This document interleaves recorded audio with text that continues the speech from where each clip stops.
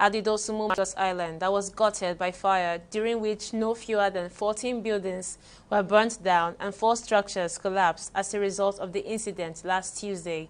The special advisor to the state governor on edges and planning matters, Olajide Babatunde, issued the ultimatum when he and the top officials of the state building agency, led by its general manager, went on an assessment of the scene of the.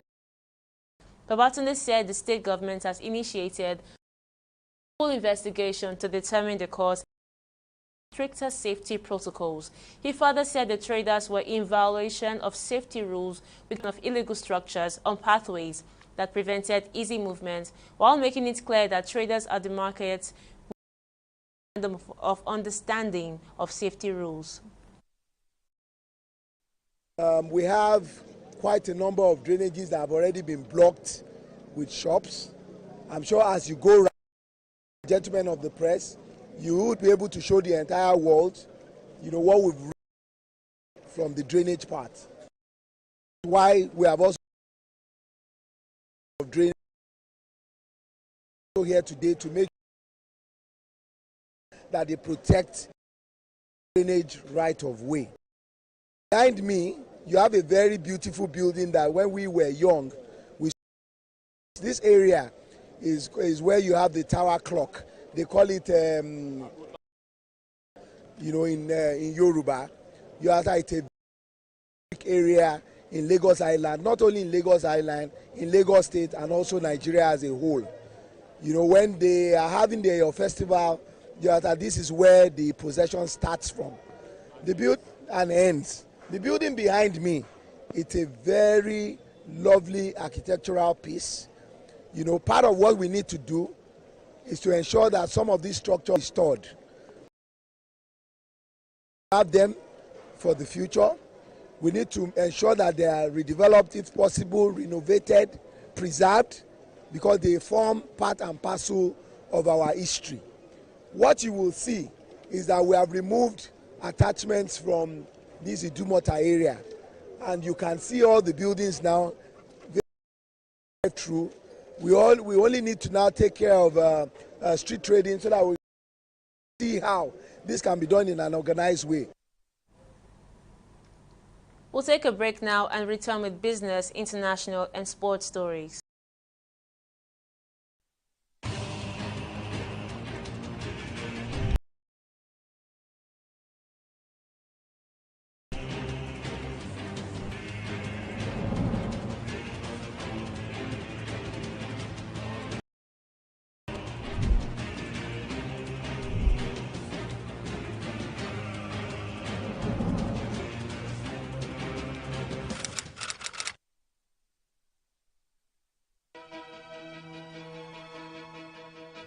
Opinions are free, facts are sacred, but truth is universal. How, in practical terms, can, for instance, de-escalate the tension? The president must see himself as the president of the Federal Republic. We know where 3 places, the Lake Chad Basin, the border area between Nigeria and Cameroon, and then the Sambisa Forest.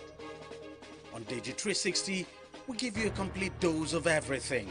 Opinion, facts, and undiluted truth.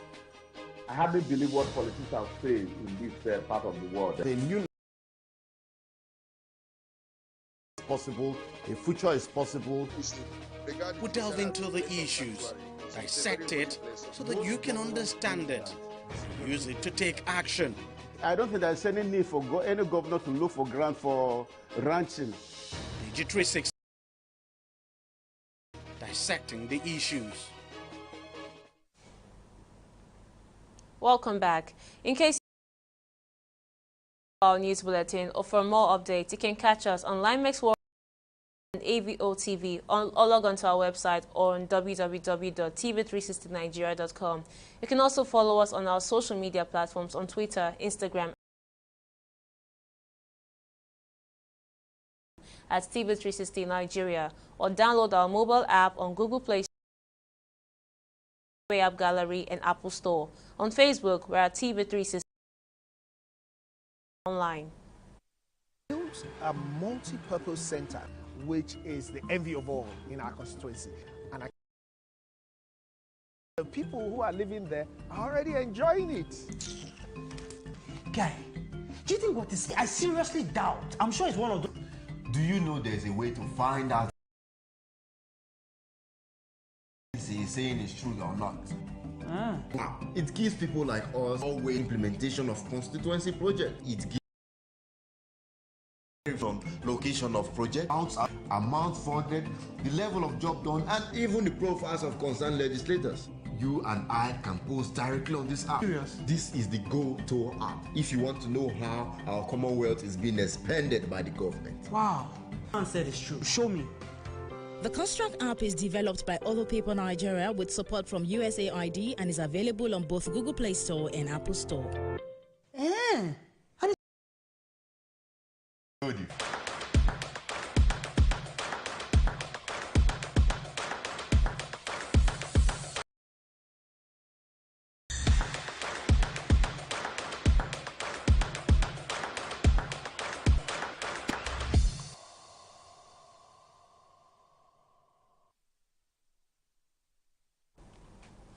The Transmission Company of Nigeria has announced the national grid has restored hours after and parts of the nation into darkness. It was disclosed that a fire incident happened early Monday morning from 5 tripping of units at AFAM 3 and AFAM 6. To the incessant collapse of the national grid, the lead consultant private sector development on Ken Ife says excess load must be shared from the main grid and placed on smaller grids. He says the federal government needs to reinvest solar power to reduce pollution. Nigerians to just go for take power to the mass market. We have to take. This was a call that I made within 2 weeks of the Buhari administration. Wait, that's what I said to a major decade. Let people get items, let them invest. I'm sure you may have 3 houses, one in Lagos, one in your township somewhere. You can only sleep in one house at any one time. Of the power you have other places could be sold to the grid. There are people that will prefer to use their money and not having anything back and causing pollution. As long as the government, in the short term, let us bankroll the cost of a meter, hybrid meter that will take this electricity and pay them for the electricity, for generating the electricity. People will begin to see value in alternative energy supplies. Commission has announced that the Capital Markets Committee is set to convene virtually on Thursday, 2024. For its first, the meeting aims to address challenges to advance the Nigerian capital market. Key issues affecting the landscape will take stage to update achievements by various technical committees, SEC said in a statement yesterday. The committees, including the Commodities and the e-dividend and DCS, play pivotal roles in driving the implementation processes outlined in the Capital Market Master Plan. And oil prices used China's economy while heightened tensions eased also on edge after Israel said it would respond to Iran's weekend missile and drone attack. Brent futures delivery rose 20 cents to $90, and U.S. crude futures for May delivery rose 10 cents to $85, now day 1%, following the release of official data China showing gross domestic product in the world's biggest oil importer grew 5.3% quarter year-on-year. Both benchmarks paired some gains as Chinese indicators, including real estate investments, retail and industrial output, showed demand remained weak in the face of a protracted property crisis. The foreign rescuers are 15 people missing after a boat swollen river capsized in the Indian-administered Kashmir on Tuesday. The missing included several children who had been to school in the Jhelum River in the city of Srinagar. Around 15 people, including several children, are missing after the accident. Accidents are common on the treacherous roads of the mountainous region, but passenger boat disasters. Still on the foreign scene, a fourth victim from last month's Baltimore bridge collapse has salvage crews located the body trapped in one of the missing construction vehicles underwater. 6 people died when the Francis Scott Key after it was struck by a large container ship. Reports indicate that 8 construction workers were on the bridge when it was struck by the downed vessel, plunging them into the waters below. 2 were rescued on the day, while 2 more were recovered 2 days later, and the third body was found later this month. It was positively identified a day after the revert. And on sports, Arsenal loanee Arthur Okonkwo has been named as the Football League after helping Wrexham to promote to League One. The North London club disclosed this in a statement on their website. Okonkwo emerged the best goalkeeper after he was named in the League 2 team of the season at the EFL Awards on Sunday. The 22-year-old played 90 minutes of Wrexham 4-1 win at home to Crawley Town last Tuesday. On Saturday, he kept a clean sheet in the emphatic 6-0 victory over Forest Green Rovers. And finally on sports, nearly 100 days after the 2024 Games open, the Olympic flame will be lit in ancient Olympia on Tuesday. Opinions are free, facts are sacred, but truth is universal. How, in practical terms, can we, for instance, de-escalate the tension? President must see himself as the President of the Federal Republic. We know where the enemy is. 3 places, the Lake Chad Basin, the border area between Nigeria and Cameroon, and then the Sambisa Forest. On TV360, we give you a complete dose of everything. Opinion, facts and undiluted truth. I hardly believe what politicians say in this part of the world. A new Nigeria is possible, a future is possible. We delve into the issues, dissect it so that you can understand it, and use it to take action. I don't think there's any need for any governor to look for grant for ranching. TV360, dissecting the issues.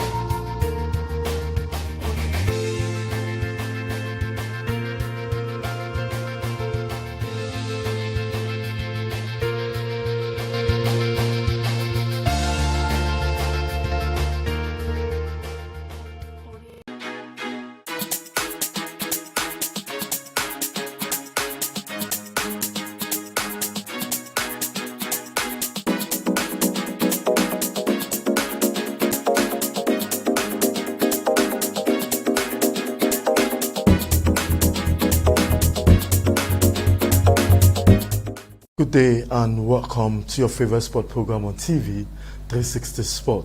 Today is definitely going to be an interesting program on the show because we have a very special guest in the house. Just came back from the just concluded All African Games in Ghana. Yes, we'll be looking at a boxing review of the Nigerian boxers at the just concluded All African Game in Ghana. Joining me in the studio with me is Adua Olaleyin. He is a board member of the Nigerian Boxing Federation. He's a former boxer and a coach and someone that was part of the team that led the Nigerian boxing contingent to the just concluded All African Games in Ghana. It's good to have you in the studio, sir.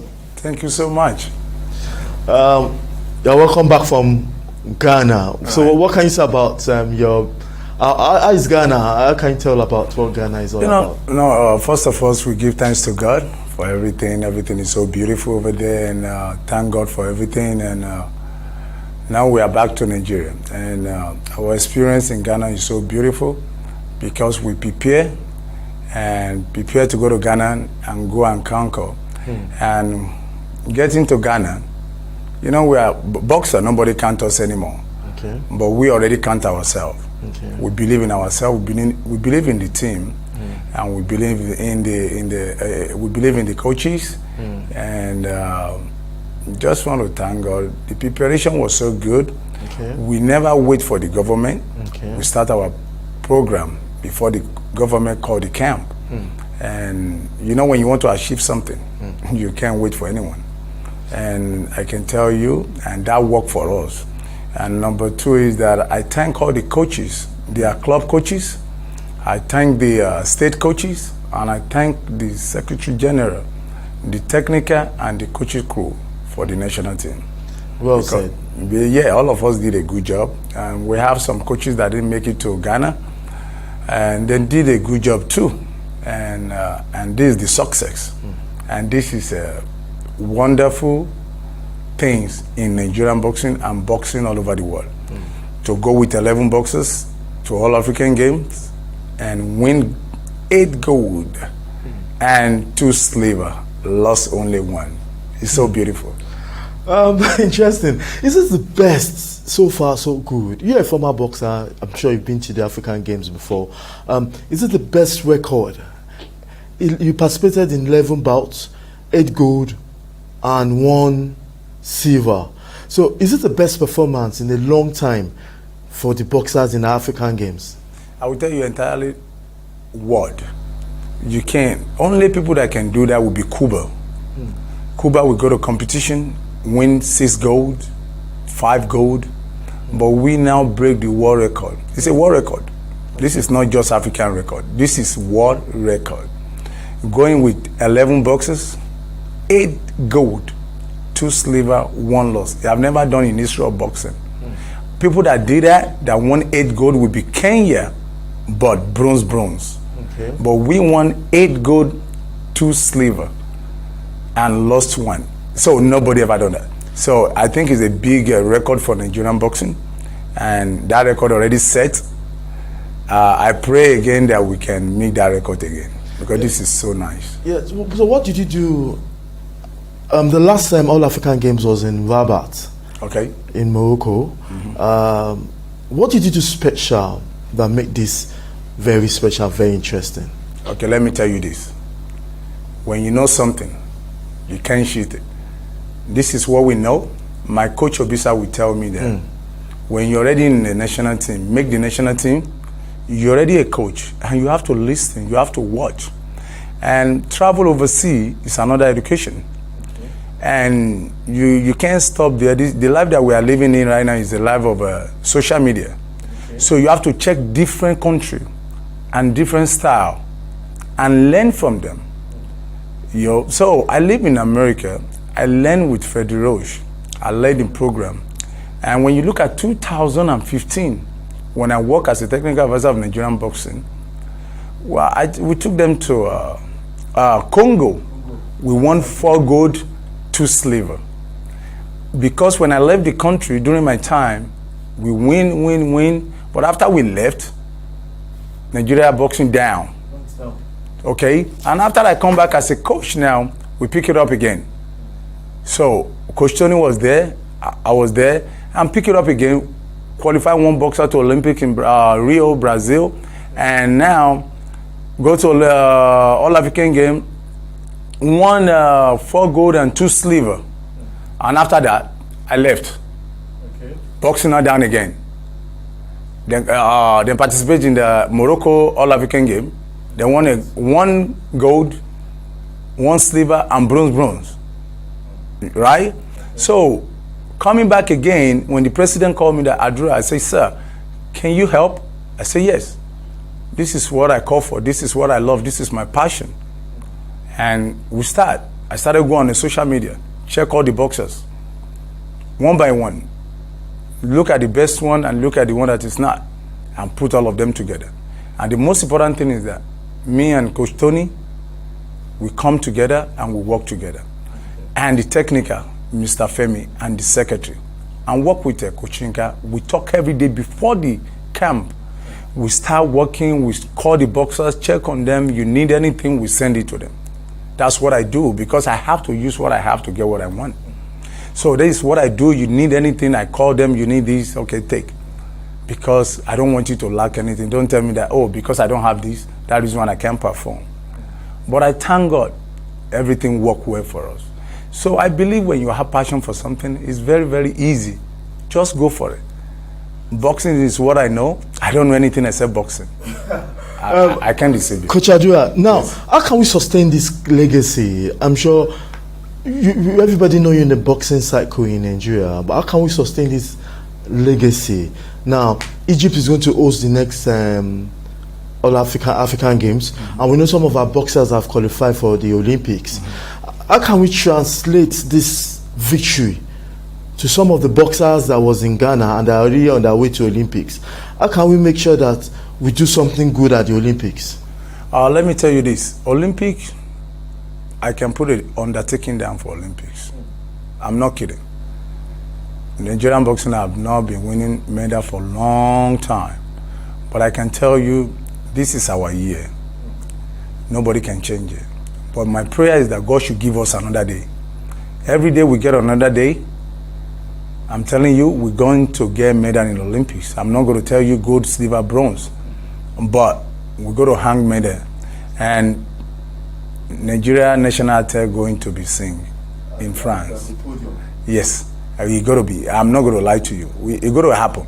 We are getting medal in Olympics. We have 3 already. We have Adams, Dolapo, and Cynthia. And those 3 guys, they are ready. And they are good. And that's the reason why I don't want to wait. I'm not going to wait. Whatever I can do to support them, both home and away, I'm already start. If they're going to, I want to expose these guys. And from next month, I'm going to be exposing them to different competition overseas. Myself and my technical and the secretary. Because I don't want to wait for the ministry. Because Nigeria is a fire brigade. Everybody know that. They are ready to do it. But you can't wait, but they're going to support you. So we have Olympic qualifier coming next month. We are looking if we can still get like 1 or 2 numbers to add to the 3 that we have. And we pray that God will do that. So that's it. And I can tell you, it's going to be beautiful in Olympics. Definitely. Nigerians can't wait for that. Do all what you are doing with the likes of Mr. Femi, the technical crew and all that, does it come with the support of the president of the Boxing Federation? Does it give you your support? Because, you know, for you to succeed, you must have support. Does the president support all what you are doing? General Minima is the best. Yes. That man is the key. And I pray that we get that kind of money again as a president. And the man have tried. Okay. Anything we want to do is support. Adams and Patricia participated in the Sheffield in January. Okay. He gave them almost 1,500 pounds to go for this competition. When I call him right now that I need money for the boxers, he doesn't hesitate. He go for it. And likewise the board members. When I'm talking about board member, I'm talking about myself. Okay. The technical. Okay. And the secretary. Okay. Really, really supporting. We have a good secretary that support. Okay. I'm not going to lie to you. Okay. So he's a very good man. He wants us to achieve. That's the reason why he's a golden seg. And we have some other board member, like General Ola. He's a very good man. Okay. Anything we need, we call him, always support. We are 13 in number, but all of them are trying their best to support, to see what they can do to support boxing. But General Minima is the best president that Nigeria boxing ever have. And I thank God for this beautiful achievement. So what is in place for preparation towards the Olympics? You mentioned something close, but tell us the boxers that are participating, in the name of those boxers, and the category, and what the preparation for them to at least do so well and at least get a medal. But when you look at it right now, I already said it all. Okay. Nigeria is so beautiful. It's a beautiful country, okay? But the problem we have is that we start slow. So you that want to achieve something, you can't wait. But I will tell you, Nigeria make who I am today. Okay. And that is why I can't allow boxing to die. Without boxing, I would be one of those guys walking on the streets. Yeah, you said. And Nigeria spend their money on me. And that is when I'm giving back to this country. I don't know how I'm going to do it, but God going to support me and support the other guys like Mr. Femi, Secretary and General Minima. We're going to do whatever we can to support these boxers before the ministry will kick up their own camp. And I believe that ministry going to find a way to take them to training tour. If you just say month training tour to export these boxers. But we're not going to wait for that. That is when I said it earlier. Okay. That I'm going to start the exposure for them from next month. So they have to attend some outside competition. Okay. So we are working on that. And we believe that we're going to get there. Okay, interesting. Now let's look at, I'm so particular about that one medal you did not win. And I'm sure, what category was that? And if you can remember. It's 70. 70, okay. Yes, if you guys watch the fight, it's a very beautiful fight. And it's the first exposure for this boxer. Okay. Okay? And this guy fought well. That's the reason why, I always tell people, when you have children, do things right. I have children that play sport. And I don't want somebody to suffer my children because I want to suffer someone. You see that weight, we have a champion there. But this guy come from nowhere and take the champion. And we don't know how to do Yoruba. Then we say mago, right? Okay. I don't want to do that. Because all these boxers, everything they do is from the blood. Okay. The sweat that you see coming out is blood. So you don't want those things to affect your children when you try to put A to B. Just do it the way it is, and you will get good result. And God will support you. That's what we do for this All-African game. Okay. Nobody impose anybody on us that, oh, these boxers must go, because we have all this. We are coaches that box. We are not mediocre coaches. Yes. Okay. So, and when you have your own children, you got to do things right. So you see Yakubu, the guy box well from home. And when he get to All-African game, the first fight was so nice. The second fight, he fought well. The judges gave us the fight, and he won. Okay. And now, the people that want to announce the result now put everything to review. Where do you see 4-3 in boxing? They have to be 3-2. And Yakubu won the fight successful 3-2. After review, and then put it for 4-3. But we can't do anything about it. But the World Boxing IBA apologized for cheating Nigerian boxing, because they know that fight is for Nigeria. Which country did he fight? Morocco, okay. But guess what? Morocco, they are in a marathon, fasting. And when you see a good Muslim, they know that fight is not for them, and the guy didn't fight for the guy never fight.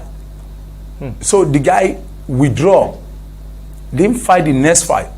Because because I believe that we still have some people that's so nice and he withdraw out of that fight. And now Egypt now won the fight. Okay. So that really painful, but I love it that the guy using conscience and the marathon, the fasting that they are going through, and he withdraw out of that fight because he know that fight is a rob. Yeah, we also know that the federal government said there will be some money, largesse, given to some of these athletes. Just to verify, I'm sure some of the federation are already getting some of theirs, and I don't know whether the Boxing Federation have gotten theirs or whether the government have started giving the money already. I just want to see that apart from that money, is there a way that the federation wants to appreciate those athletes apart from the money expecting from the federal government? Okay, let me say this. Okay. Federation, we already appreciate these children for giving them. When you see we're in camp, everybody know that things is not easy in Nigeria right now. Of course. But government is doing whatever they can, because all of us in Nigeria depend on government. It's not like the country that I'm living in, that you can depend on something else. So everybody in Nigeria depend on government, and government can do more than what they are doing, right? So that's where we come out, that we government already support. So that's the reason why we come out. Where they're supposed to get pure water, we change it to bottled water. Okay. Where they are not getting fruit, we give them fruit. Okay. I come with almost 5 million naira equipment to the camp for them to use for free. Okay. And it's so beautiful. When you look at the camp, it's so beautiful. So we already give them something good already. We already appreciate them. That is when we are using our money to take them out of the country right now, to support them, to see whatever we can do to make them become who they want to become in life. And when you're talking about the money, the allowance, I will say thank to the Mr. President, and I thank the ministry. I thank the minister. Whatever they promised, they did it. But it can come so batch by batch, right? Okay. Like all my athletes, almost 90% received their allowance yesterday, and it's a good allowance. Okay. It's a very, in this kind of situation, if you receive that kind of money, I think it's good. I'm not gonna lie, it's a good money. Okay. And number two, they're gonna receive their what do they call it? Their award money. Okay. So that one, some already received their award money. Oh, okay. Some already received their allowance. Okay. You know, it's back to back. Okay. But everything now comes from the Stretcham Bank. So during our time, you know, it's cash. They give you cash. But right now, it's the word Mr. President want everybody to follow. And I can tell you, it's beautiful. And only thing that we are expecting now from Mr. President for the reception. Oh, okay. Yes. Yes, I'll be speaking with Adua Olaleyin. He is a board member of Nigerian Boxing Federation. Everything that has to do with boxing is Adua Olaleyin. I'm telling you, he started as a boxer, he's a boxing coach, he's a boxing administrator. So we've been enjoying all his own experience at the African game that was just concluded in Ghana. So we go on this quick break. When we come back, we still have Adua Olaleyin, who is going to give us more information about how boxing went at the just completed African game. Don't go away. It's TV360 Sports.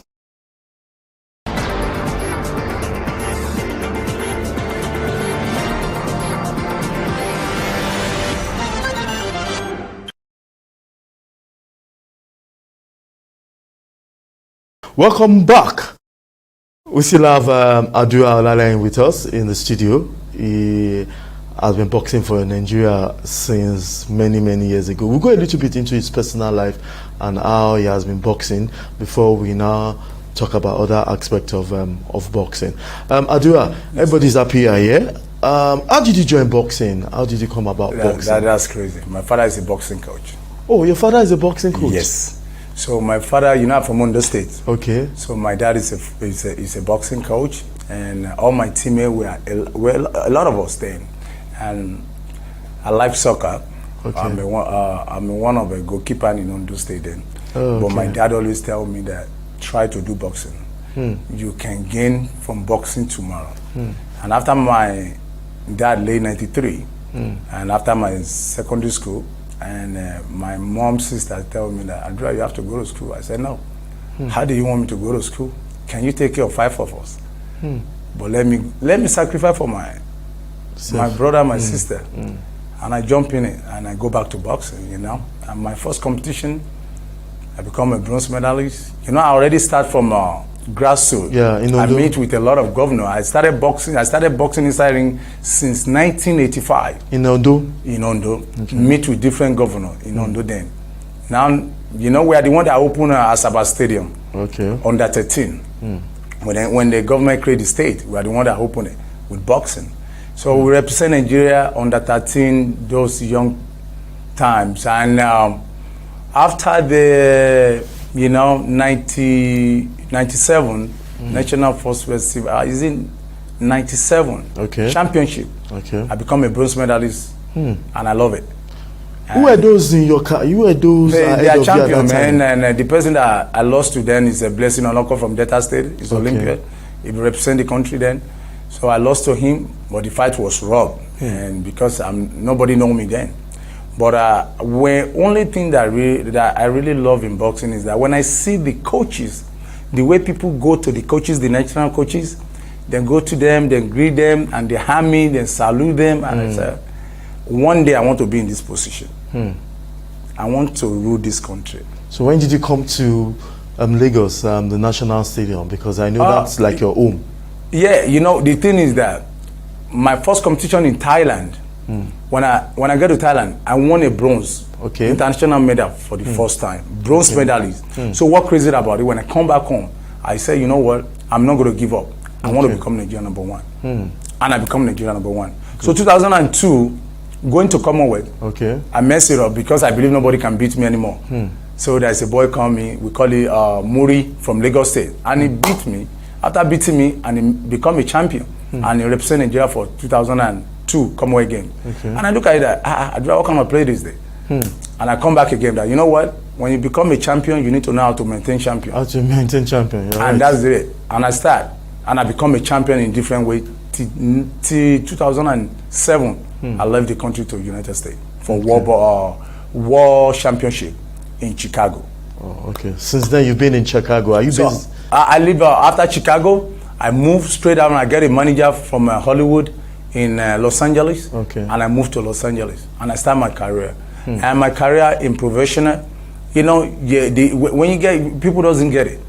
I know my age already. And when I get to Los Angeles, I fought my first professional, I win second one. Third one, no fight, and I jump into my boxing business. That's Adidas. As I'm talking to you, I'm Adidas dealer in West Africa, and I'm a Green Hills dealer in entirely Africa, and I'm a teacher. That's the company is from China, teacher, boxing equipment, different equipment. From I'm the dealership here in Africa. So I use boxing to get what I want, and I thank God for life, and it's so beautiful. And what made me join the board is that after 2016, they didn't make it to Tokyo. So that really pissed me off. That this boxing will not die, and I decided to come home to contest with beautiful people in Nigeria and become a board member and become a representative of Southwest. And since then, boxing has been in order because I will not take it for someone to cheat any boxers. So, and everything is so good, and that's the reason why I'm here today. Now, we cannot shy away of this particular issue. Small crisis, no crisis, small crisis, no crisis. I saw a message forwarded about the suspension of Omar Gege. Yes, sir. That he's no longer the vice president of the Nigerian Boxing Federation, that he has been suspended.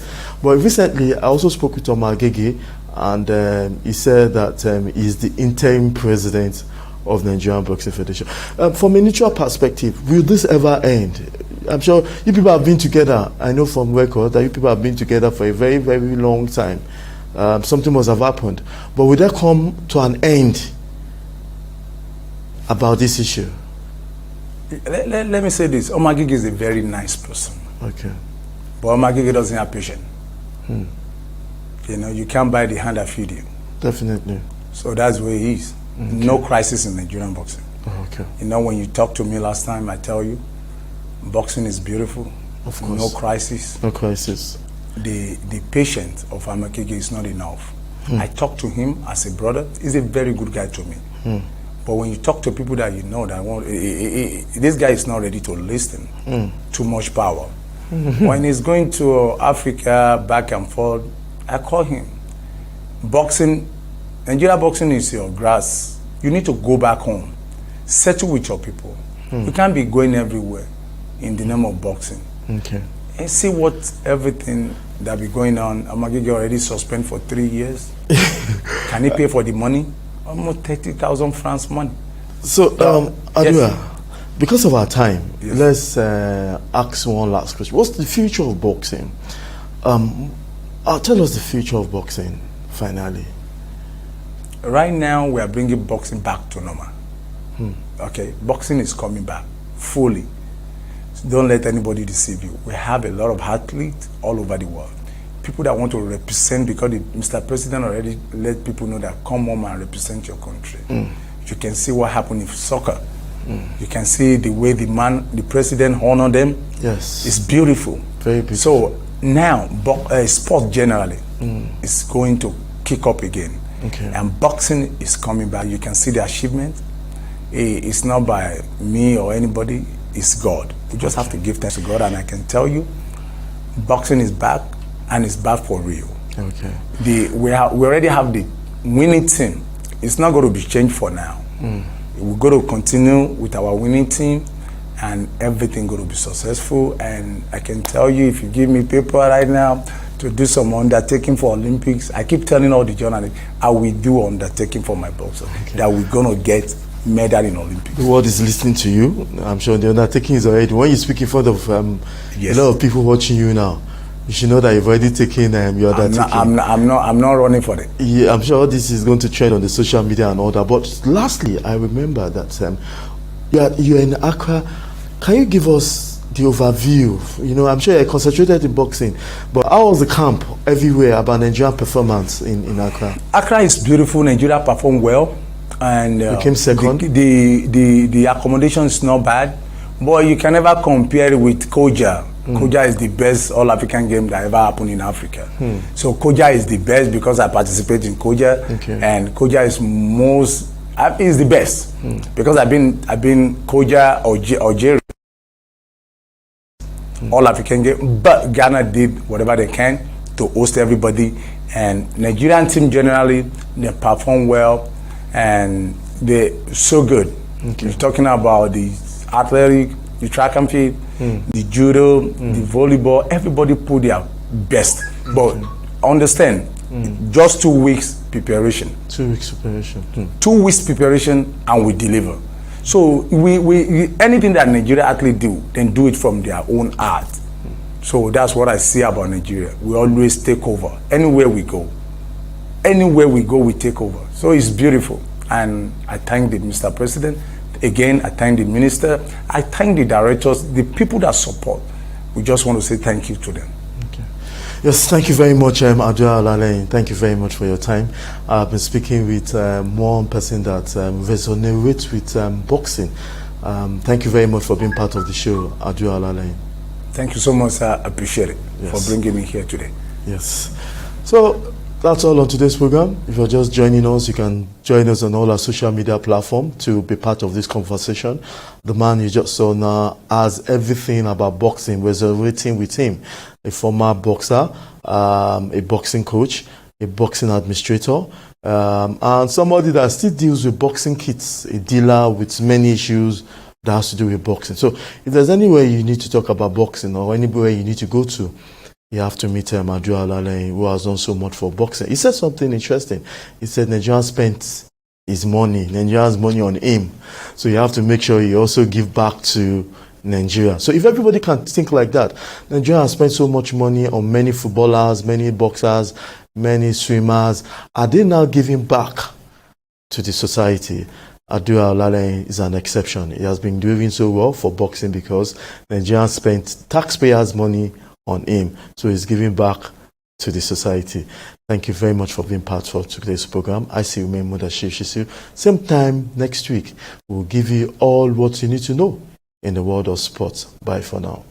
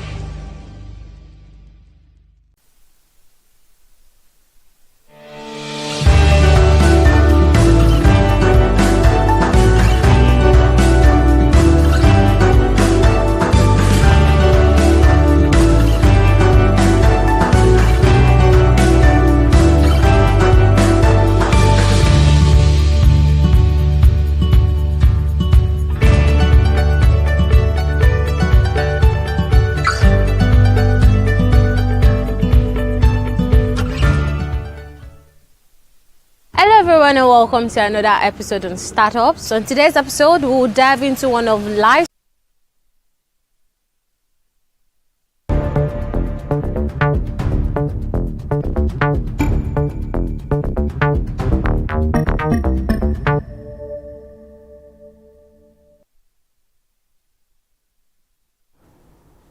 good day and Ramadan Mubarak, Ramadan Kareem to our Muslim brothers. The federal government had declared today and Wednesday as public holidays to mark the end of the Ramadan period. And fortunately, because the moon was not sighted yesterday, the fasting continues today. So the federal government has had to add another additional 1 day to the public holiday. So in the mood of the season, we say Happy Eid al-Fitr in advance. Thank you very much and welcome to the conversation on TV360. My name is Nelson Ekujimi and I have here with me in the studio Comrade Titi Lope Akosa, Executive Director, Center for 21st Century Issues. Comrade Titi, you are welcome to the program. Thank you. Yes, today we are going to look at a wide range of issues and starting with the latest electricity tariff increase for Band A has been on the front burner, and Nigerians has been speaking, and as a result of the discussion, the conversation around this electricity tariff increase, the National Electricity Regulatory Commission has had to organize stakeholders meeting to educate and inform Nigerians about the electricity tariff increase, what it means. People on Band A are customers who enjoy about 20 hours or more, and there are other bands like Band B, Band C, Band D, that enjoy lesser hours. But there's this misinformation out there from expected quarters that this increase is not justifiable. Oh, why now? And for people like us, we have always asked, when is it right to take a right decision? Because if you ask me, the epileptic power supply, public power supply that we are currently facing in Nigeria from time immemorial has been as a result of poor investment in the electricity sector. Electricity costs money. For example, if I don't have public power supply in my community or in my home, I recognize that I have to provide alternative power, and the cost of alternative power, it's astronomical. It's a big drain on the purse of an individual, on the purse of a business, and even talking about the economic implication of that using private power supply. You also look at the environmental hazards. We are polluting the air. So for me, if we can have a conversation around this electricity sector to ensure that every stakeholder play its part, I don't shortchange the discourse by bypassing or through electricity theft, and they're also providing electricity for me based on my consumption. I see no reason why we cannot have a stable power supply. But like the Minister for Power rightly said, the reason for this electricity tariff increase for this segment of consumers is to save the industry from total collapse. The man has been speaking from day one that the government has been subsidizing the electricity industry, humongously. And people have, they decide that they don't want to hear that explanation. Just give us power even if we are not paying. And I don't know where you can get a free meal anywhere in the world, even in Freetown. It's not. So for me, I am totally on the page that there is a need for us to have a conversation. The present rates, if it is not, convenient for the discos to do business and provide us, adequate power supply, then let us decide how much are we going to pay and how many hours are you ready to give me power supply? Because I know in this country, as we speak, comrade, I know of some communities, I know of some environments where they enjoy almost 24 hours power supply. And it is because those communities or those environments had a conversation with the discos. And that conversation,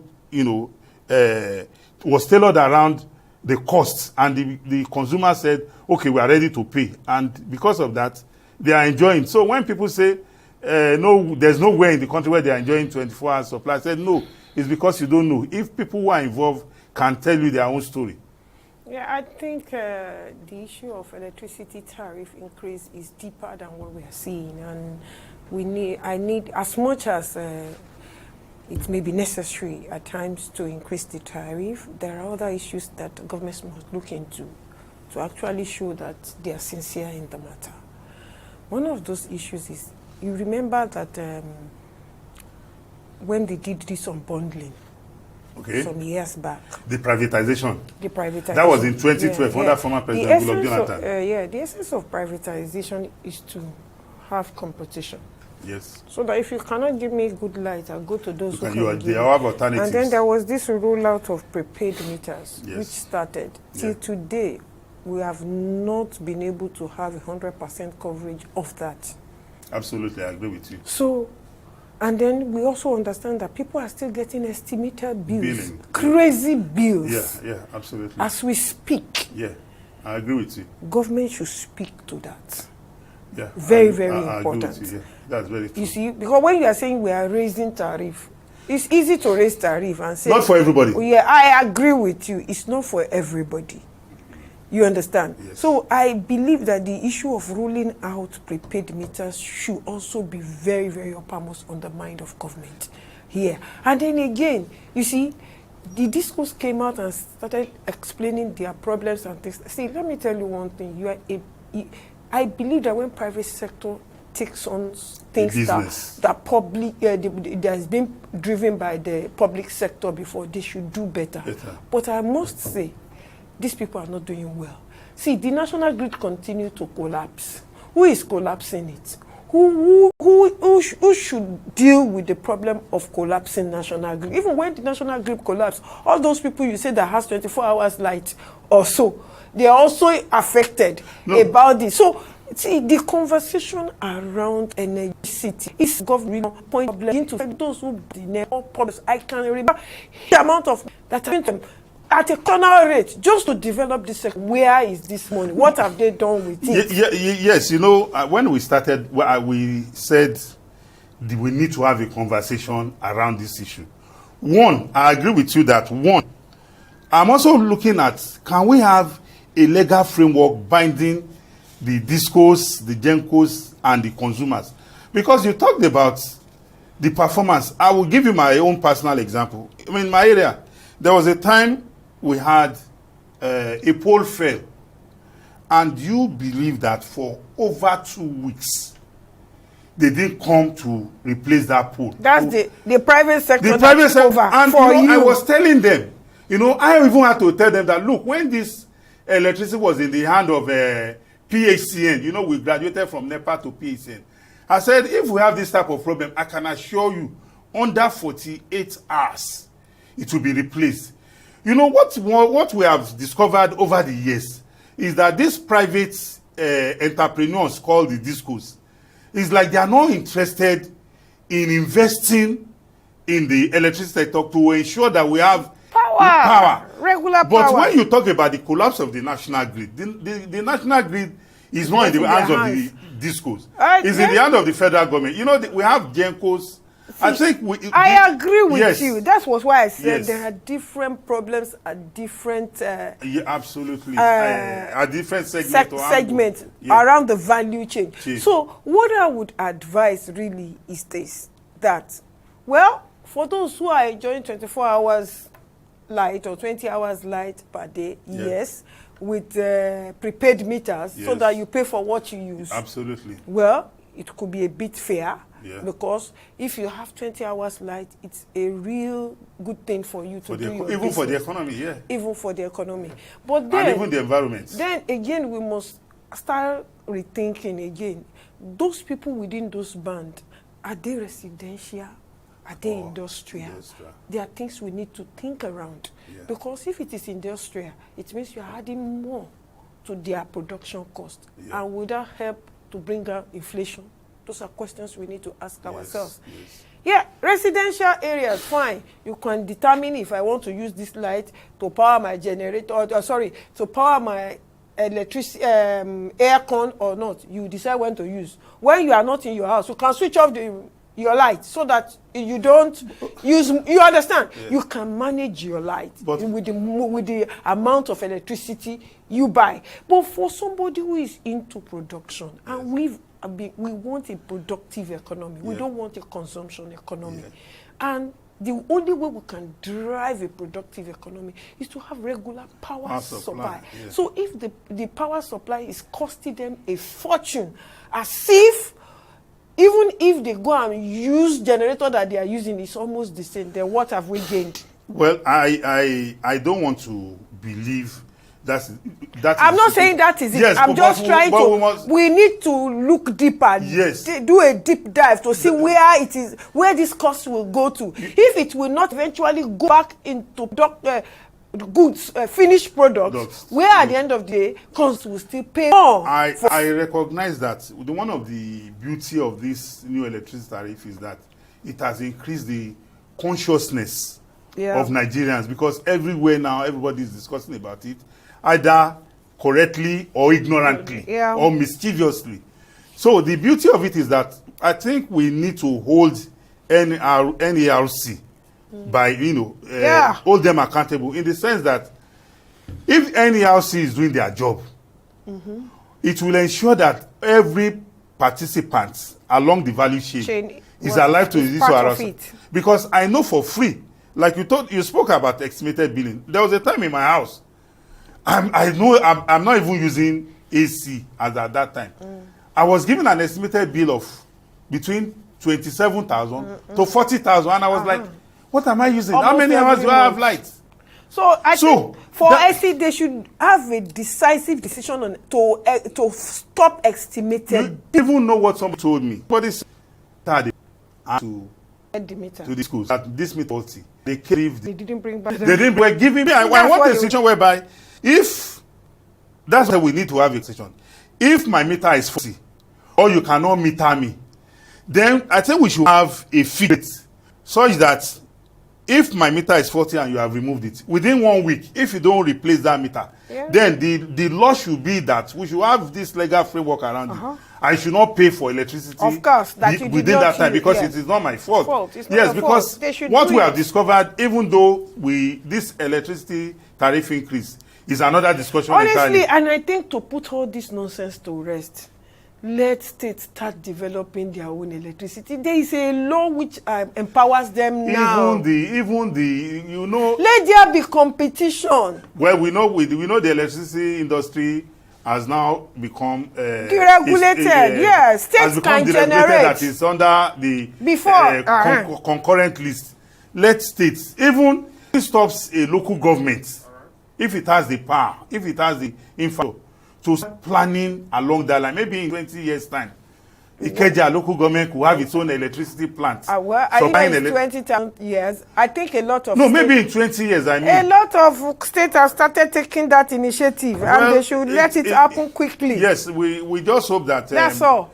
This discussion will energize Nigerians to start, holding those. For instance, I live in that band now because in my house I have at least nothing less than 22 hours electricity, and I've been enjoying. I don't use generator. I don't use. Good when they said they are improving, I said, well, it's either I choose to pay or leave that place. So, and I will not, because it pays me to have 20 to do everything. No, business. You cannot the cost. So well, this we will allow and I manage the way my electricity. Yes.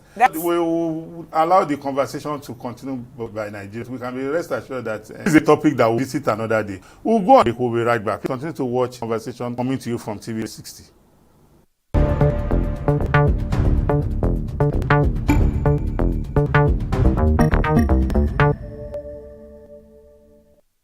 Yes, welcome to the second stanza of the program, the conversation coming to TV360. Yes, my name is Nelson Ekujumi.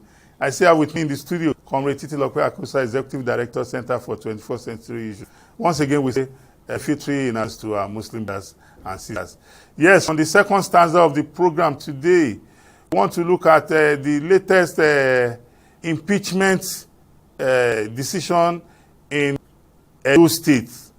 Over the past few months, we have seen the governor of Edo State, Governor Godwin Obaseki, and his deputy at loggerheads, Philip Shuaibu at loggerheads, and it stems from the fact that the deputy governor has indicated interest in running for governorship seat in the election coming up later in the year. And since then, there have been no love lost between the governor and his deputy.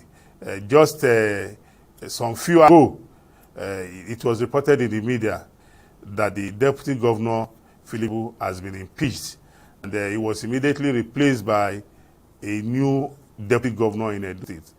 So, as Governor Obaseki rounds up his 8 years tenure, because he has been on the saddle for 2 terms of 8 years, we want to see how this rumble, we want to examine this rumble between governors and deputy, which has become a record decimal, which has always resulted in impeachment. Whenever the governor is not satisfied or the governor is having, his deputy governor, he instigates his impeachment. I'm concerned because the office of the governor and the deputy governor is a joint ticket. So I'm like, how can we say the office of the governor, the office of the deputy governor, from this battering that they have always been subjected to governors? I've seen it in several times, and we have even seen situations where when deputy governors are even impeached, some years the court, the impeachment in not avoid. What I can hear is that the first thing we need to understand is that the Bible says that can two work without agreement. Yes. So when there is a disagreement between two people, they will part ways. That's the way you can do it. And then the structure of our governance in this country is structured in such a way, like you have said, it's a joint ticket. Yes. And when a joint ticket starts having cracks and holes, you know what will happen. You always look for somebody that will continue to maintain and cement that joint ticket. Yeah. I think Shuaibu didn't really map its own strategy well, because he knew from what has happened to other deputy governors from that state. And I was dare say, when Asiwaju was governor in Lagos, yes, he impeached two deputies. Yeah. That must be a reason, because at a point they fell out, they were not thinking the same way. And let me tell you, it's so strange. There is no way you are a leader, and those who are close to you are not thinking the way you are thinking. There is no way you can function. Absolutely. You actually want to remove that person that is causing problems so that you can go on smoothly. And that is what we are seeing. That's why unless two agree, they cannot work. From the day they have started having problems, I knew there was going to be. And you know, as governors, they are very powerful. They know how to control the house. And it is the house that will impeach. And they have done that immediately. But he himself had already knew that that was what they were doing. Initially, he went to court. Yes. To stop them from doing it. You cannot go to court to stop somebody from exercising his constitutional power. No court will grant you that power. So what it means that you also, you must have your own strategies and intrigues to demobilize them. And that is where he got it wrong. He had enough time to plan and demobilize. Of course, they have already started decimating him by making sure he doesn't have enough money, by removing his office from where he's supposed to be, closer to the governor. Of course, he saw all those. Even we saw pictures where they were both at functions and the governor ignored him and he was not allowed entry. And one thing about it, if you knew you are so serious about actually going for the governorship, and you knew that you cannot surmount all this, you'll have resigned. Some people have resigned before now. At least I knew that the deputy governor to this PDP in Oyo State resigned last year. He knew they wanted to join APC. He left them. And I'm sure there is a reason why he left. Yeah. So he would have given him enough time to concentrate on his ambition come governor. Because this impeachment is like a badge on his political career. What is baggage? Me, I don't see it as baggage. Any person can be pitched at any time for either good or bad reasons. That's not baggage. Does it mean that if you're impeached, you cannot go for another position again? There is no law that says so. Well, politically, if impeached, it has a demoralizing effect. Of course, those are temporary things. In life, you fail, but that doesn't mean failure is never final. But like you already said, when this Ulabalu started, we all knew this was where it will end. So he should have taken holds already to concentrate on his ambition to be governor. By now, he would have built enough. and then he would have gotten a ticket for another party. So it means that for the MP to have scaled through like this, it means he didn't have a grip of even the legislators. He doesn't. You expect that he came from, you know, a region of the state, of which are also there. My dear brother, what goes into those kinds of negotiations you never imagine. So don't let us discuss it there. Because these are political intrigues. Don't also forget that if Philip Shaibu had played his cards right, this is a governor whose tenure is ending. I'm sure you don't expect the governor to still be able to, you know, that house another electoral circle. So one would have expected Mr. Philip Shaibu, the impeached deputy governor, to have played his cards right, because the legislators are the ones that determine, you know, what goes. Just like I said, process. You don't know all the intrigues that went into the negotiations. You don't know who did what and who did what. You don't know that what they were asking Shaibu to do, so that they can tilt things to favor him. He didn't Whether it was do unable or he didn't, or he didn't actually, or he took them for granted. Or he didn't convince them enough. He didn't consult them before he started taking all those decisions he was taking at first instance to go to court and stop them. Do you think they don't feel slightly that somebody wants to actually limit the powers that the Constitution? It could be part of their annoyance to actually support some of these things. You don't know how these things go, so let us just leave it, because it is left to human manipulations. And that's the intrigues.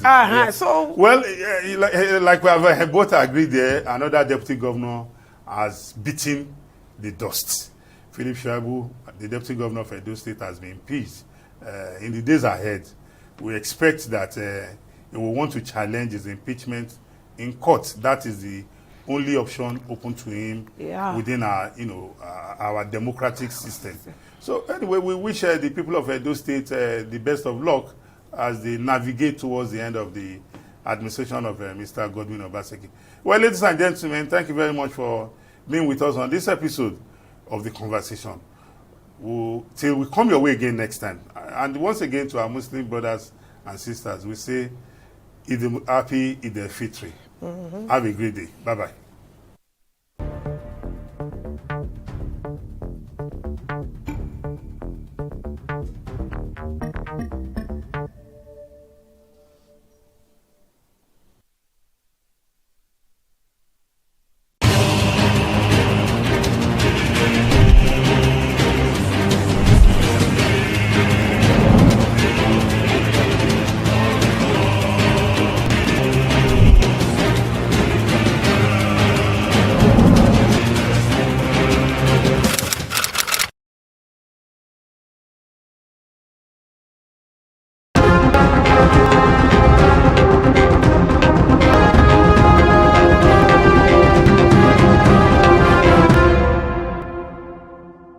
It's arguably the most important slave trade era monument in Badagry. The point of no return is a huge draw for tourists visiting the coastal town. Most of the enslaved Africans or Nigerians who were traded during the transatlantic slave trade era were loaded onto ships from this port and taken to different parts of the world. For many tourists, the point of no return has some spiritual connection, and that is why it's a must-see for any tourist visiting Badagry. But the place is in total shambles and looks completely abandoned. Locals say the Lagos state government began rebuilding the monument some 8 years ago, but never completed it. And now it's been abandoned. The whole structure is rotting away and collapsing. Virtually all the smaller structures around the point of no return have collapsed. There is no instant or write-up anywhere around telling the story of the important historic site. All this in a state that prides itself as a tourist destination. It's a crash shame that this place is leftless. So imagine if tourists were to come here. There's just nothing, absolutely nothing to tell the story of this place. Nothing to show that this is the famous point of no return. It's just difficult to wonder how we could abandon a monument as important as this in this manner. It's quite very, very embarrassing looking at the way which the government, even though they've been advocating for, tourism, on the need for us to, invest in tourism, to encourage the citizens to participate and also, encourage tourist activities. But the truth of the matter is that most of our tourist sites, they are not really, strategic, in tune in a way to make it more active. Tourists to come and spend time around. Well, I think this it's more of like a white elephant project because it's it's a waste because you can now it's dilapidated, and I don't think they are going to continue with the construction of structure. And this structure, I believe, before the commencement of this structure, they should have come up with their plans to see how it's going to benefit and enhance and boost tourism within this community. But maybe they did not do their groundwork very well, so they had to stop it in the long run. It really breaks my heart because this is millions of naira wasted that possibly could have been ventured into another aspect of the tourism. But this is just like millions wasted, and there's no way they can retrieve this lost funds. And people coming down here to catch fun, and they tend to feel discouraged and embarrassed by the sight of these, most especially foreign nationals coming there to come and relax, or maybe to come for their research purposes. They're going to see Nigeria as a country that we are not serious. Yards away from the point of no return, another abandoned project by the Lagos state government.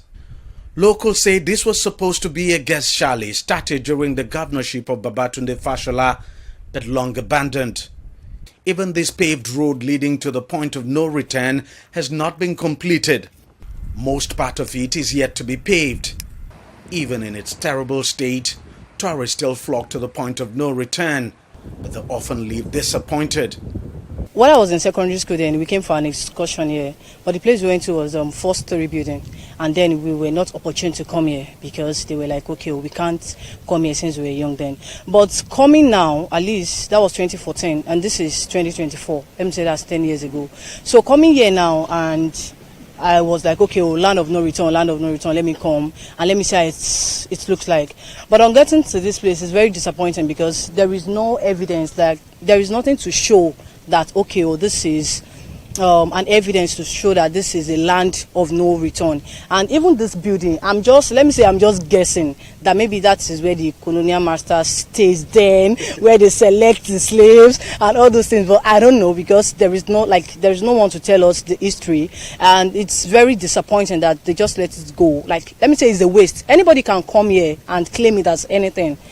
If this monument continues to rot away like it is at the moment, then it's only a matter of time before the point of no return completely disappears from this very spot.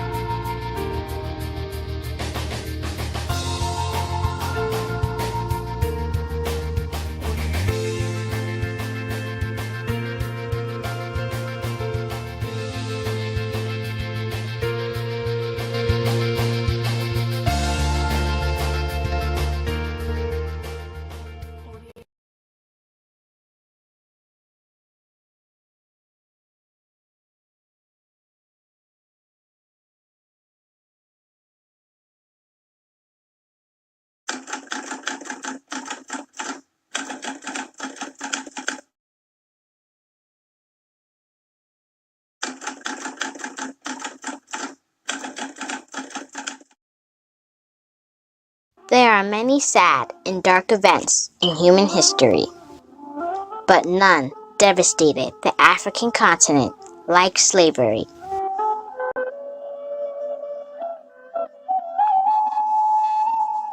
To understand some of the plight those who were sold into slavery went through, one must visit Goree Island. their last point of departure from the African continent to the New World.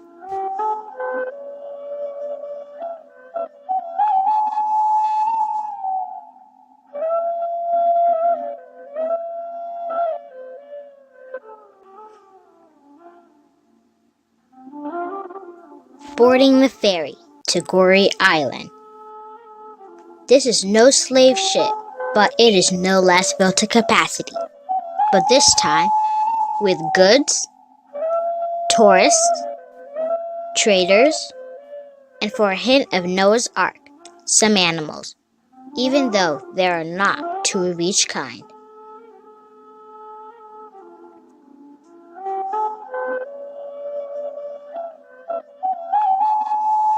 Slavery ended more than 153 years ago.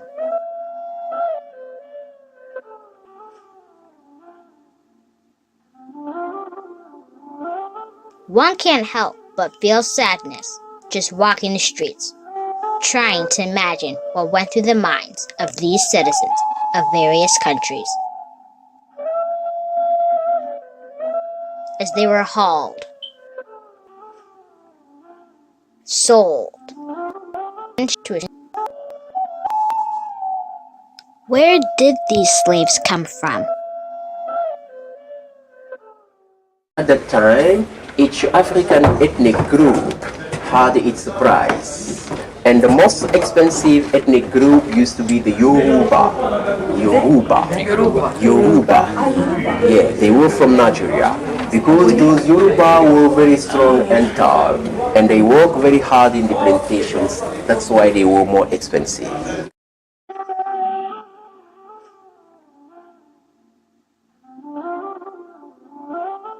They took those kids for two reasons. First, because in the plantations in America, there were some special jobs, typically for the kids, and they did them very well. And then because of most of those kids were from the parents very strong, because they saw that when they will grow up, they will be strong like their parents. That's why they took them.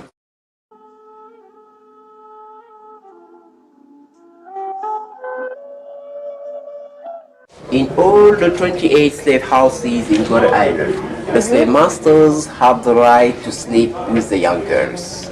Once a young girl was pregnant, she became free here in Goree Island or in Saint Louis in northern Senegal. But she wasn't totally free because usually she worked as domestic slave in the European houses, you know. That's why some of the young girls found a kind of interest to be pregnant from white masters so they can be free.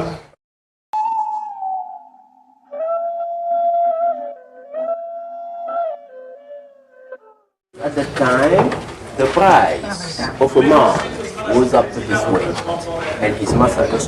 So the minimum weight for men was 60 kilos. Those who have less than 60 kilos, they put them in this special cell just in order to fatten them up.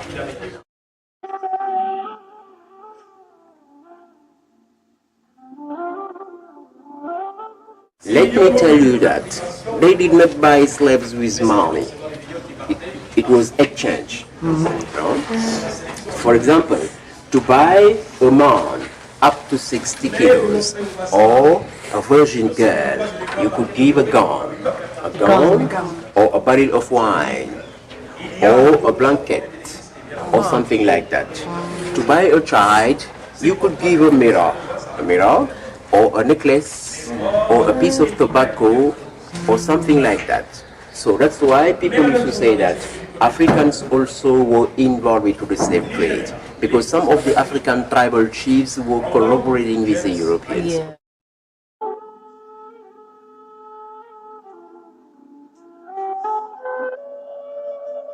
And here, this is a punishment room for rebels. Those who fought against their masters, they put them inside to punish them. As you can see, they could not stand up inside because of the hooks. 4 or 5 people at the same time in this small room. In 1991, we welcomed in this house Nelson Mandela. And then Mandela came inside. He stayed in for about 5 minutes. But when he came out, Mandela was crying.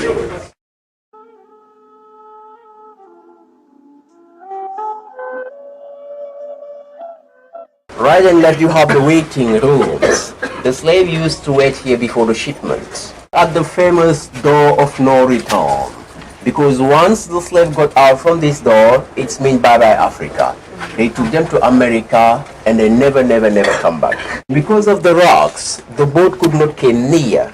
That's why from this door, they built a kind of palm wooden bridge as a wharf. But during every shipment, some of them tried to escape by jumping into water, but they never could go far because either they were killed by the security guards or they were eaten by the sharks. Why the sharks? Because at the time, in all the 28 slave houses in Gore Island, once a slave got sick, just to avoid the epidemics, they threw him into water, and that attracted the sharks. That's why there were a lot of sharks around the island.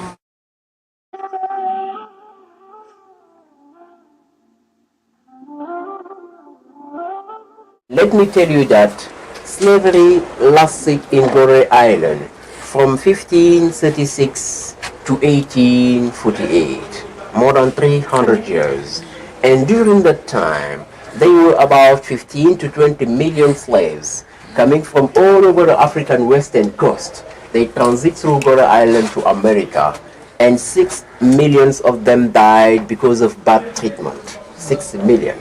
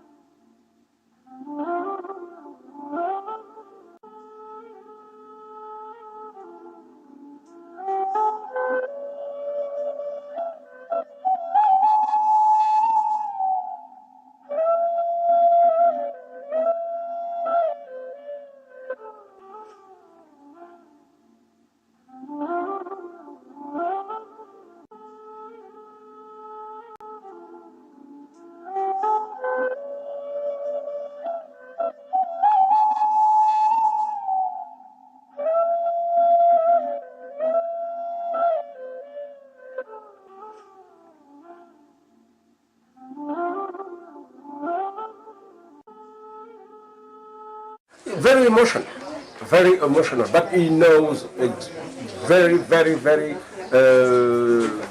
in a higher level, the history and the relationships between Africa and other countries, and also he knows exactly what's happened between the 16th until 19th. I'm talking about the slavery and the Atlantic slave trade.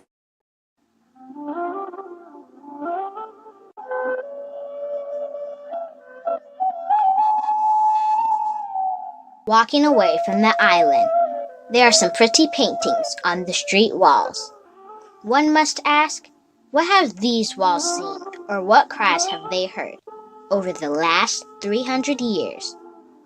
Somehow, I don't want the real answers to that question. Maybe you do.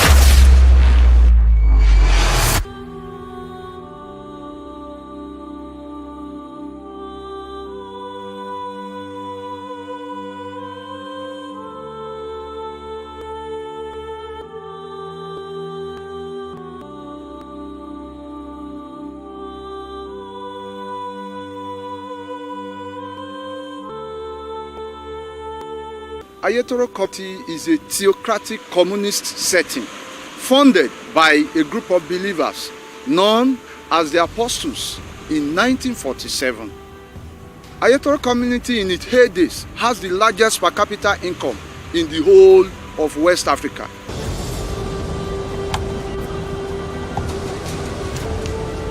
Initially, Ayatollah community was 15 to 20 kilometers away from the sea. But as it stands now, more than 10 kilometers of the total landmass has gone into the sea.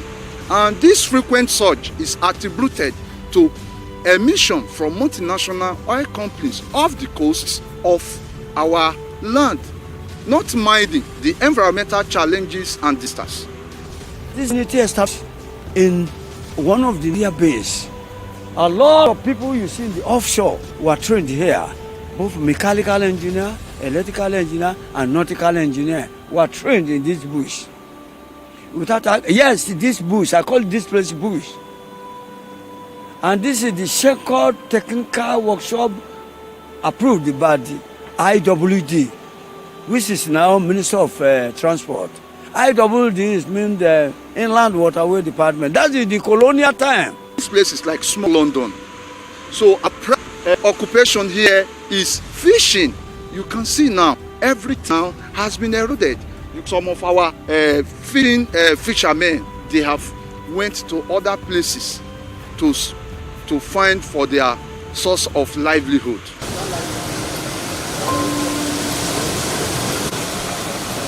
Quest is just a soil we have been experiencing such coming every day by day. And since that time, we have been making effort to the federal government because we are law-abiding citizens. We believe that we cannot engage ourselves in a right because we by testing, writing letters, federal government can come to our aid. By the videos, a lot of things we have been doing since we have been expressing the Sea Church. That area, it is the iconic center. Yeah, that wood, it is the icon worship center. Over there, we have the community center here, over there. Then at the same time, the major streets where other minors were has been placed up by the church.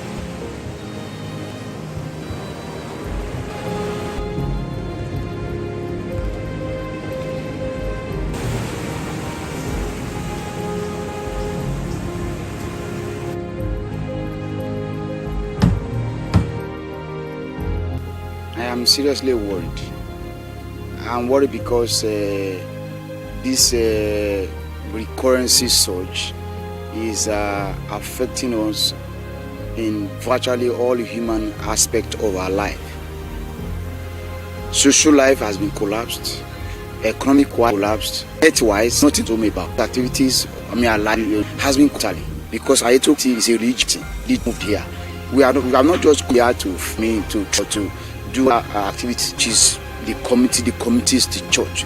So every aspect of our life has been totally, damaged by this current, recurring sea surge happening in Ayatollah. Over 20 years, we've been into this. People have lost, several properties worth millions. Buildings over 500 to 700 have been away. Our industrial power has been collapsed. Ayatollah community is known to be a self-developed community on its own without any intervention of the federal government or the state government over the years. Yet we kept on going. If by now the ocean surge, as a result of the oil exploration that is going on in our offshore, is destroying our land, up till now we cannot see the hand of the government coming to help and to rescue us. It is so sad, and that's why I'm worried. Ṣé ẹ bá wo gbogbo ibi ilé ló kún bẹ̀, gbogbo ilé yẹn ni òkun ti parẹ́. Gbogbo ilé wa ohun wa tí a ní ilé ẹrù wa ìmí gan tó bá ń wo báyìí tí a bá tètè dìsámúra àti gbà lọ́wọ́ ẹ̀ ó gbé gbogbo ẹ̀ lọ nìyẹn. Fund the trip of those guys.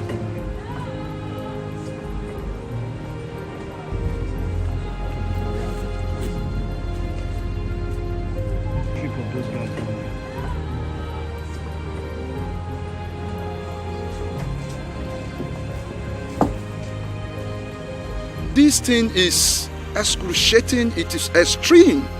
In fact, every blessed day, people used to die because of the thinking that the community that was founded at their present has been eroded. So it is extreme, it is serious, it is harrowing. My father's house happened to be the extreme house before the Atlantic Ocean. We lost it 2017. 2007, that was when we lost it. It's highly devastating. Even the one that belonged to my grandmother, we lost it. That was along primary school road. We lost it too. So I've been affected. I'm highly devastated. Now I'm a tenant in my hometown. Imagine how is it? Highly devastating. We need support of the entire world to save this community. Ayeto community is a community that must not go into extinction. It's a very serious situation.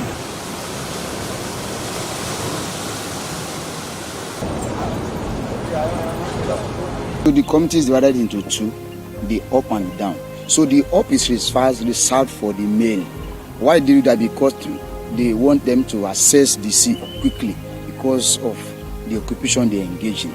Then the downside is reserved for the female so that they can dry their fishes because the Atlantic breeze is coming from the up, so that the smoke will not disturb the community from up. That was why they situated the downside for the women so that their kitchen can be downside. So we have Bale, Abejoye, Korodun Aneroye, Adedoyin, Alebiosun, Bishop, Arojolu. Then so after Arojolu we have the information house or the glass house as we used to call it. So where's the glass house now? It's gone already. Some months already. That is where all the information regarding the Ayeto community, people come in just like you came now. All the information you buy your trip, what you are going to do, when you are going to, you go back, so it will be documented before you go into the community. That was how it was done then. Then the city hall or civil center, then too, all of them are gone.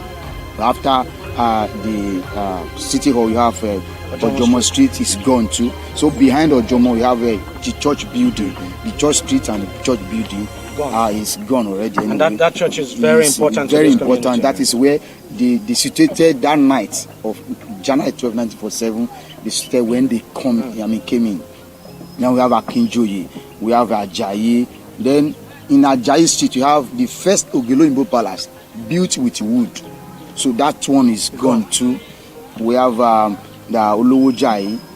Then after Olowojayi, you have the shoe making industry. There used to be a shoemaking industry. One of the industry, a small scale industry.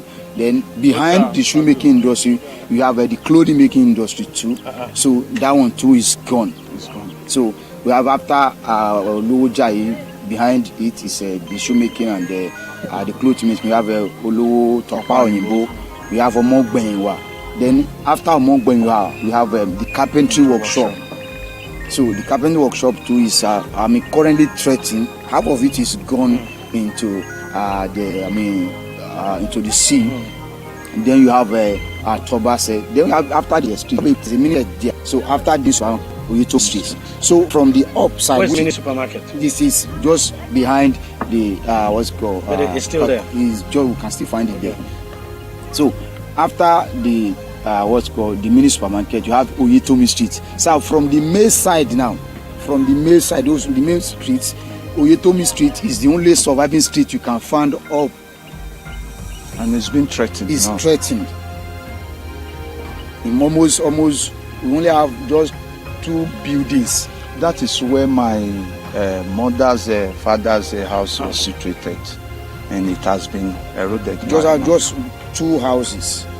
And your fear now is that this side, where the female side might be affected. So it's like everybody has moved to this side now. Yes. So most of the male now, they are actually residing with their wives. With their wives.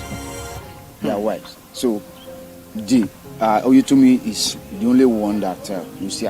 Then from the downside where you have the and this broad street is no longer existing. It's gone completely. Where you can have the broad street, the beauty of the broad street now, it's around the Block Palace. That's where you can have the beauty of the broad street. Okay. How it looks like. tẹ́ ẹ bá wo ọ̀hún yẹn chọ́ọ̀chì wa gangan the main church táwọn baba ńlá wa kọ́ ó ti wo àtúnkọ́ mi ó tún wo. The church is where all the inhabitants of this land will gather to worship God, because that was the revelation our forefathers received. This place is a Christian utopian religious community for the service of God.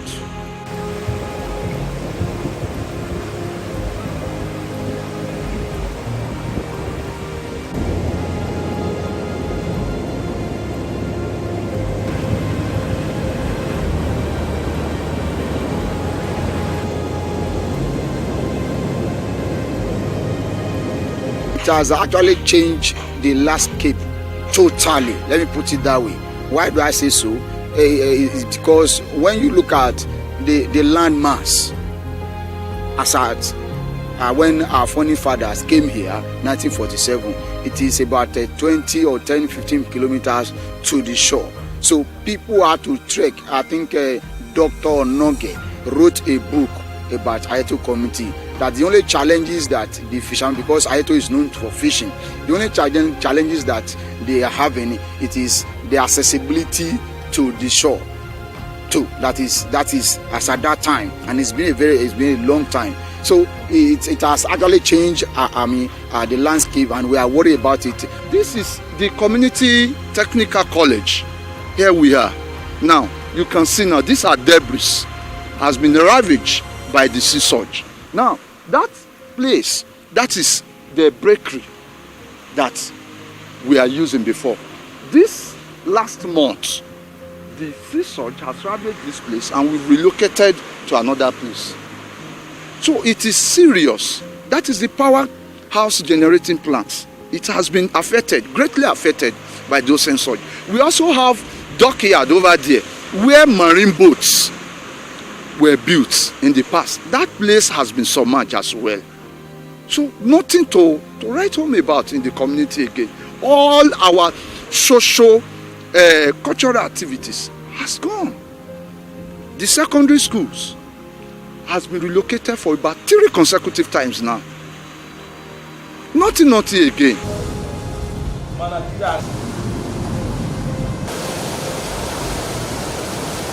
If urgent intervention is not coming any moment from now, the community will no longer in existence, because 2/3 of the community has gone already. My fears is that if something reasonable, prompt action is not taken on the part of government to salvage this land, perhaps we might. We don't pray for such anyway.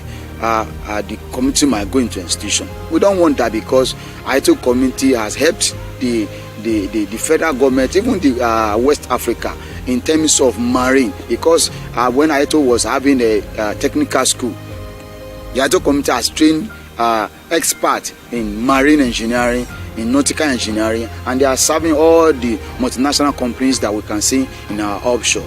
Ayeto community has built the largest fishing boat in the history of Nigeria and West Africa. It was built here by the local carpenter, and those people that even built the boat, they were still alive. Check Fishing News International, is there. If prompt and urgent action is not taken within, let me say, within the space of 2 months, where we stand here will no longer be. So, and that is why we are appealing to the federal government as a matter of urgency and exigency to please come to our rescue, so that Ayetoro is a historic community, so that it will not become a thing of history. That is our appealing. We are appealing to the Niger Delta Development Commission, NDDC, Dito Sopadek, Ondo State Oil Producing Area Development Commission, to please come to our rescue, so that this glorious community will not become a thing of history. So we are begging the federal agencies to please come. Apáka ọjọ́ kan má jẹ́ kó kún yìí kó gbé wa lọ gbogbo ilé ibi iṣẹ́ wa ilé ìsìn tá ń pè church ti bó. I'm now appealing the state government, federal government, and what to give what we call immediate action on this community. If you were here about 7 years, about 20 years back, we will tell you the extension of this. You can't believe.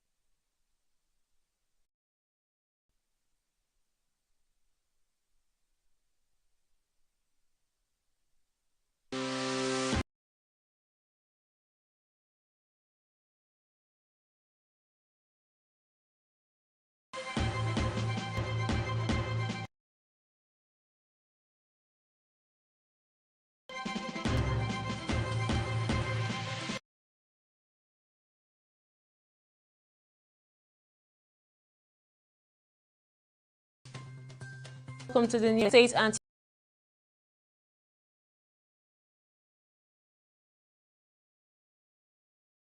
publication says it has been and maladministration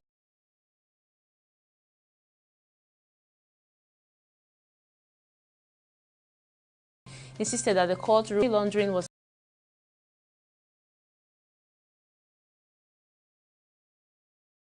to probe alleged corruption and maladministration and found Ewu Kingdom in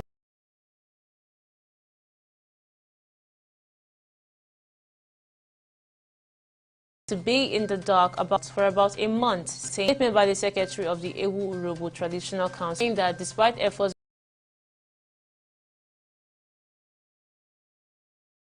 have access to him, their journeys on its water bodies, carry out their creative talent, putting on life jackets and ensuring others.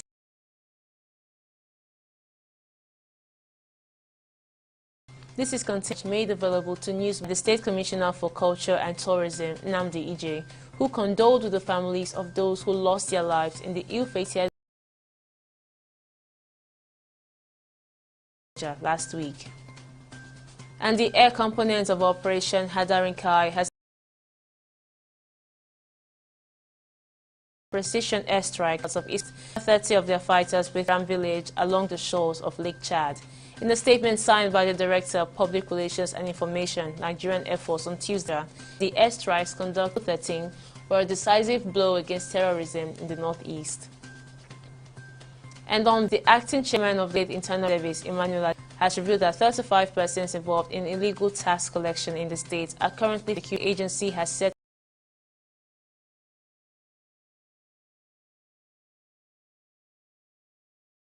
ambitious targets to generate over 16 billion naira in revenue for the year 2024, following the 14 billion naira target.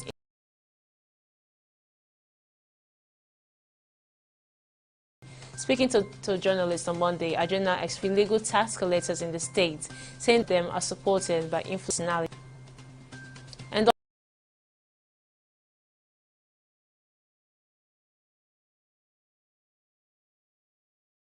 launched it on Tuesday, calling to impose sanctions against the Revolutionary Guards and their missile.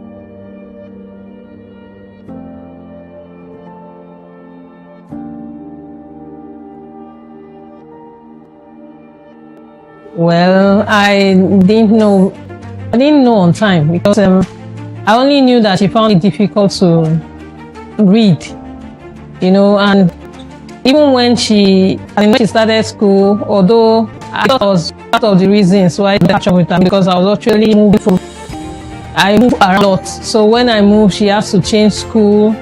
So I was thinking that maybe that was the problem. But I found out later that even when I got her good teachers, the normal set of school teachers, I found out that she still finds it difficult. She's actually brilliant, very, very brilliant. But when it comes to book, she finds it difficult to read. My name is Mrs. Uchenna Anoto, the director of Nene Special Education Center. I'm an educational psychologist, currently pursuing my doctorate degree in educational psychology from Imo State University. My dream had been always to help students to excel in their academics. So my dream had always been for gifted students. But then I now started coming across children with learning disabilities, and I found out that they were not getting the support they need.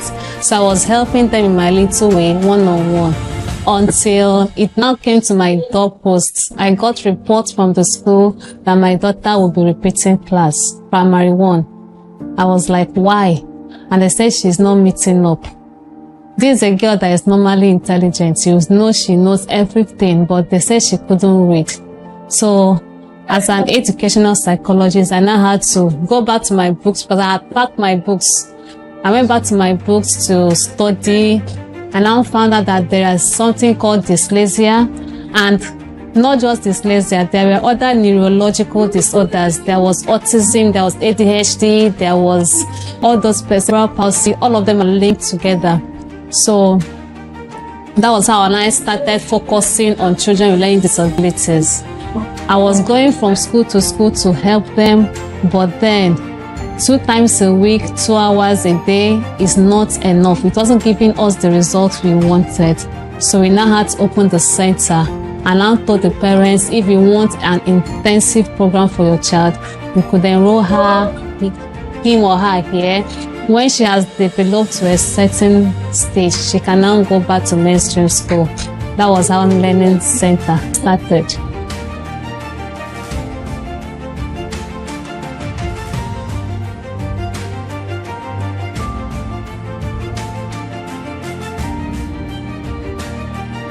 High five. A sound. B sound. C sound. The thing is, when a child is not performing well in school, and you know you have tried all you can, you've given the necessary intervention, lesson teacher, good books, and all that, and she's still performing low, I think it's time to diagnose her. As a psychologist, we diagnose, when a child comes to our center, we diagnose the child first to know the specific area of challenge. And that's why we're able to now diagnose and say this is dyslexia, this is dyscalculia, this is ADHD, this is autism, it can become comorbid with speech delay, whatever it is. So diagnosis is what we do first. When we diagnose, we can now draw up an education plan for the child. All our children have their own education plan because a child with dyslexia is not at the same pace with another child with dyslexia. So we do one-on-one therapy, we do one-on-one teaching for them, meeting them at their various points of need, and then they come up. So that's basically the strategy, identifying the specific disadvantage and then tackling it individually, not as a class.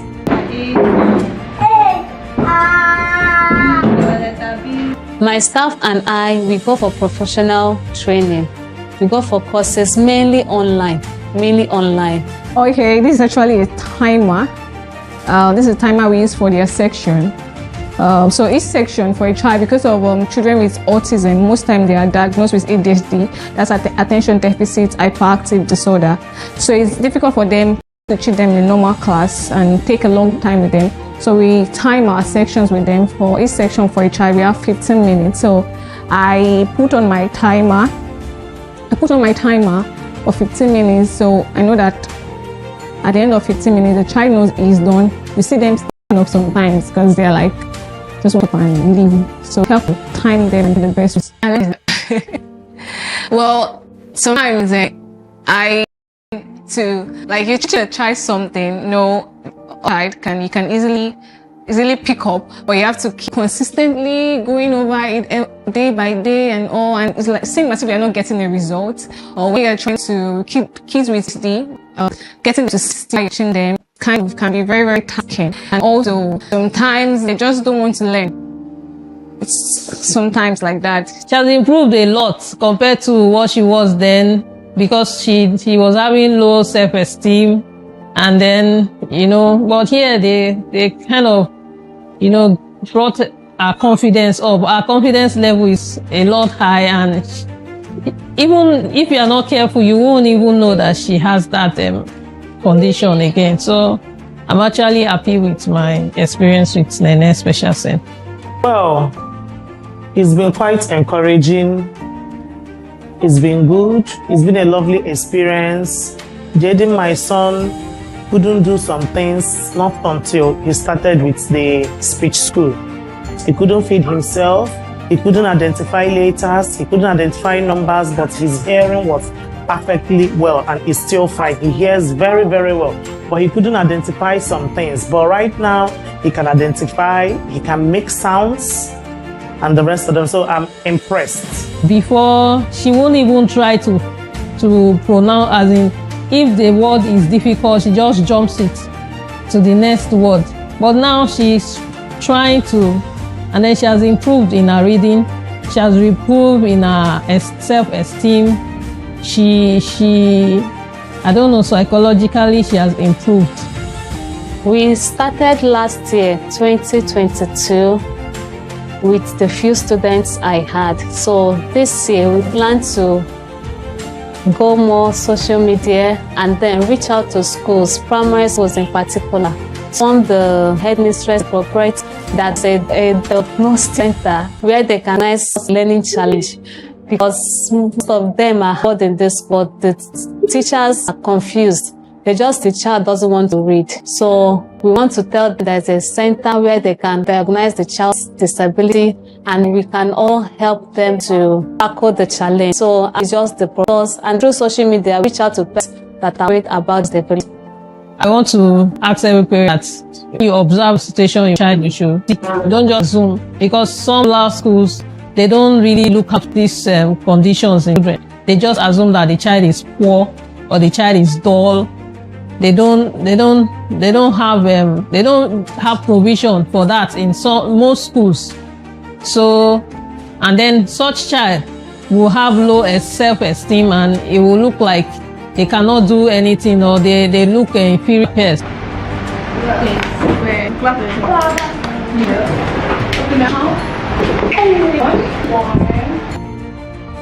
As I said, we started exactly May last year. This is just 1 year, and we have had a total of 12 kids, about 12, 13 kids, and some of them are still on now. Well, I must say it has been an amazing one. It has really been amazing. I get to meet one kids every day. Yes, I see them and I'm like, God, these kids are just wonderful. I don't see them in that way, but meeting them every day has been like a blessing to me. Being able to interact with kids, it has been great. My advice to parents that they should find out and keep a close eye on their child. Try to find out about their disabilities earlier in life, so that it will reduce the amount of time that we have to teach them. Early detection matters. If your child is delaying, just come and find out if it's disorder or delay. We will tell you. If it's delay, we'll just tell you to go. With time, he will talk. But if it's disorder, you have to start immediately to intervene to help the child. Please find a good learning environment for your child. Parental understands their challenge and how to tackle challenge with the right resources and with the right frame of It's not the issue. They need love and care they can get, and they also need the professionals to get them out of where they are.